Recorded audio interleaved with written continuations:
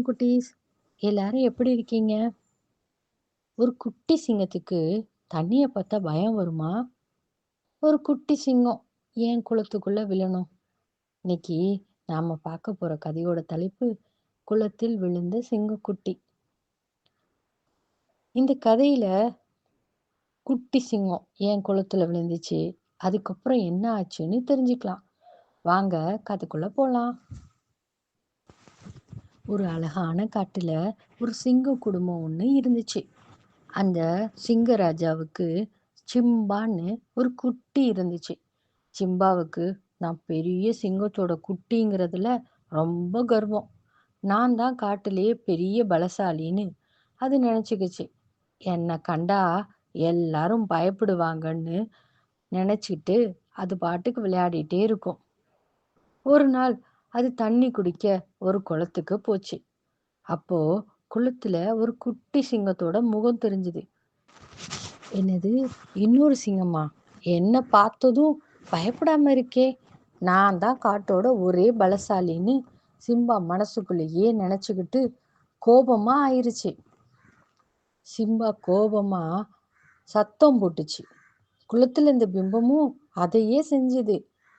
Simba இன்னும் அதிகமா கோபமாகி, நான் தான் ராஜா, நீ என்ன பார்த்தே பயப்பட மாட்டியான்னு கத்துச்சு. அதோட பிம்பமும் கோபமாகி அதை பார்த்துச்சு. சிம்பாவுக்கு கோபம் உச்சத்துக்கே போயிருச்சு. அந்த இன்னொரு சிங்கத்தை விரட்டணும்னு நினைச்சிச்சு. குளத்துக்குள்ள குதிக்க முயற்சி பண்ணுச்சு. ஆனா அதுல தடுமாறி தொப்புன்னு குளத்திலேயே விழுந்துருச்சு. தண்ணிக்குள்ள விழுந்ததும் சிம்பாவுக்கு ரொம்ப பயம் வந்துருச்சு. அம்மா காப்பாத்துங்க அப்படின்னு கதற ஆரம்பிச்சது. அப்ப ஒரு மரத்துல இருந்த அறிவாளி ஆந்த சிம்பாவை பார்த்து சிரிச்சுது. ஏய் குட்டி சிங்கமே, நீ பயந்தது இன்னொரு சிங்கத்தை பார்த்து இல்ல, உன்னோட பிம்பத்தை பார்த்துதான்னு சொல்லிச்சு. சிம்பாவுக்கு அப்பதான் விஷயமே புரிஞ்சுது. முட்டாள்தனமான ஒரு விஷயத்த நம்ம செஞ்சிட்டோம்னு அப்பதான் அதுக்கு தெளிவா புரிஞ்சுது. உண்மையான பலம் என்பது கோபத்துல இல்ல, அது அறிவுல தான் இருக்கு. உன்னோட பிம்பத்தை எதிரியா நினைச்சது உன் ஆணவம்தான்னு ஆந்த சொல்லிச்சு. சிம்பா தன் தவற புரிஞ்சுக்கிட்டதும் ஆந்த அதை வெளியே வர முயற்சி செஞ்சிச்சு.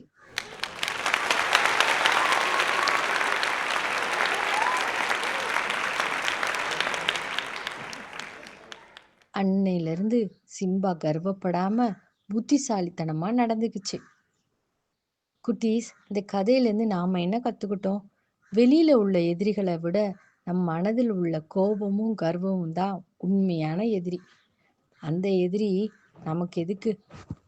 ஓகே, இந்த கதை உங்களுக்கு பிடிச்சிருந்துச்சா? அப்போ உங்கள் நண்பர்களோட ஷேர் பண்ணிக்கோங்க. மறக்காமல் நம்ம சேனலையும் சப்ஸ்கிரைப் பண்ணுங்க.